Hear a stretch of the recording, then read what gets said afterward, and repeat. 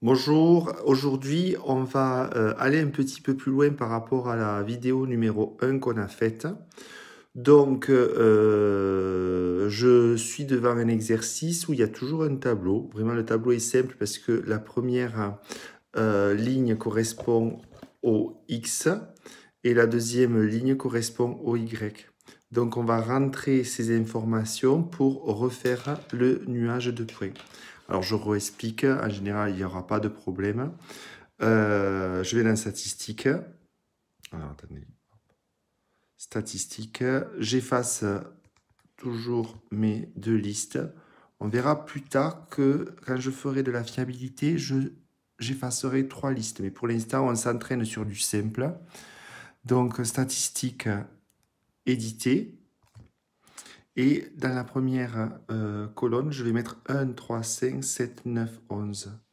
Donc 1, 3, 5, 7, 9, 11. Et dans la deuxième ligne, je prends le soin de compléter l'axe des ordonnées.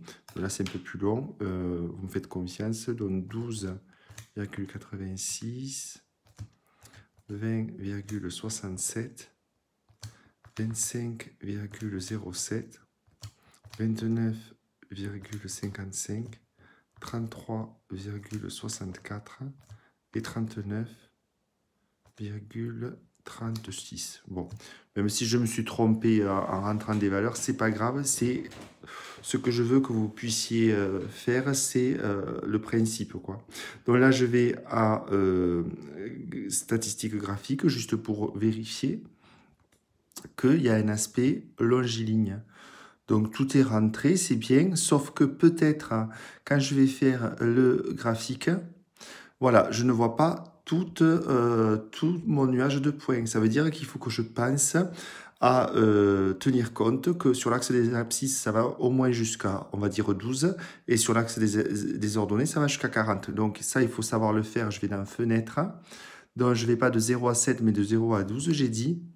Et sur l'axe des ordonnées, j'ai dit jusqu'à 40. Voilà, super. Donc là, si je le refais, je vois donc un nuage de points et par rapport à ce que j'avais dit précédemment, il a un aspect longiligne. C'est-à-dire que globalement, je peux poser un crayon et je peux positionner ce crayon de telle manière à essayer de passer par tous les points. Certes, je ne vais pas y arriver parce qu'ils ne sont pas réellement alignés, mais ils sont pratiquement alignés. Donc là, ce qu'on va faire, on va donner le coefficient de corrélation. Bon, qu'est-ce que c'est ce truc? Il s'appelle R. Il faut, pour ça, aller un peu plus loin dans les options de la calculatrice, aller dans Statistiques et aller dans Calcul. Donc, Calcul, c'est en cliquant sur la droite, c'est ici, donc je clique un coup. Et là, apparaît des informations. Donc, nous, on était habitué à aller sur la première ligne. Là, on va aller sur la ligne 4. Il y a marqué régression linéaire, c'est-à-dire linéaire, ça veut dire droite, et droite de régression, c'est une technique. Donc, il y a des statistiques qui sont cachées derrière tout ça, mais nous, on va juste appuyer sur cette ligne, mettre L1, L2.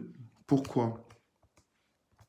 Parce qu'il faut tenir compte des informations que j'ai rentrées dans L1. L1, c'était l'axe des abscisses, avec les informations que j'ai rentrées dans L2. L2, c'était l'axe des ordonnées.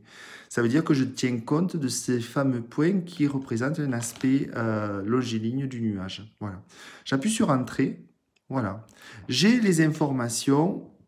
A, ça s'appelle le coefficient directeur, et B, l'ordonnée à l'origine. Alors là, il y a deux cas de figure.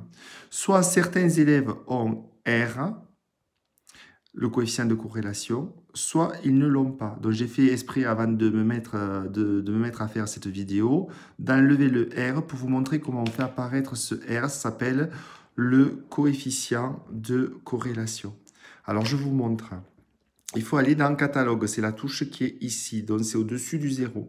Donc je fais, voilà, catalogue, il y a peut-être plus court, mais bon, moi je sais faire comme ça.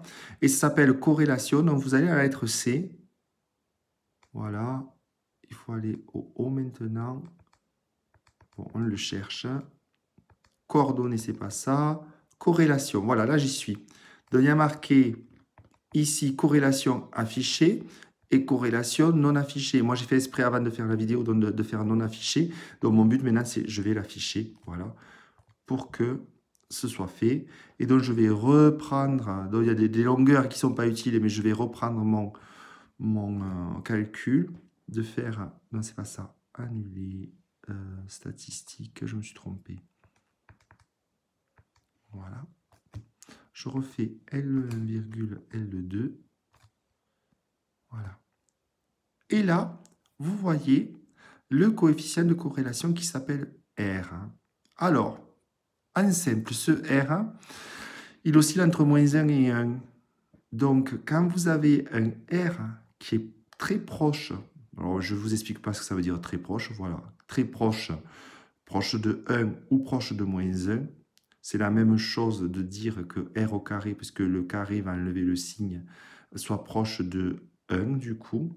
Donc, quand ces valeurs sont proches ici de 1 ou de -1 ou ici de 1, eh bien, ça veut dire que le nuage de points est à un aspect longiligne, rectiligne. Si, pour des critères de statisticiens, on accepte de dire que ce n'est pas proche de 1, ça voudra dire qu'au niveau du graphique, les points n'auront pas forcément un aspect rectiligne. Voilà. Par exemple, si je mettais en corrélation la précipitation sur l'axe des abscisses et sur l'ordonnée les gains gagnés au loto. Il n'y a pas de relation entre le fait qu'il pleuve un jour donné et le montant des gains d'un ticket de loto. Donc à ce moment-là, les points ne seront pas du tout dans un esprit de nuage rectiligne. Voilà. Donc une fois qu'on a ça, on a répondu à cette question-là, donner le coefficient de corrélation, arrondir au résultat.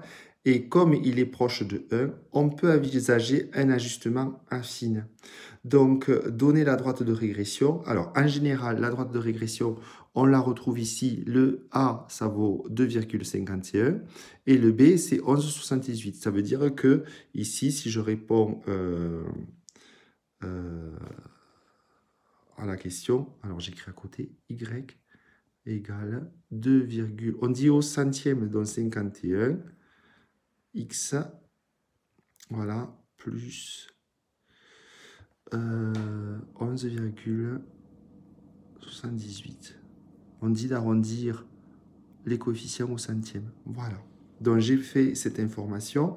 Si je crois que si j'appuie sur graphe, elle apparaît en bas là, à la droite. On peut l'afficher. Alors je regarderai comment on l'affiche. Attendez. Bon, je le regarderai plus tard, c'est pas grave, c'est pas utile ici. On peut l'afficher sur la calculatrice. Je regarderai ça plus tard.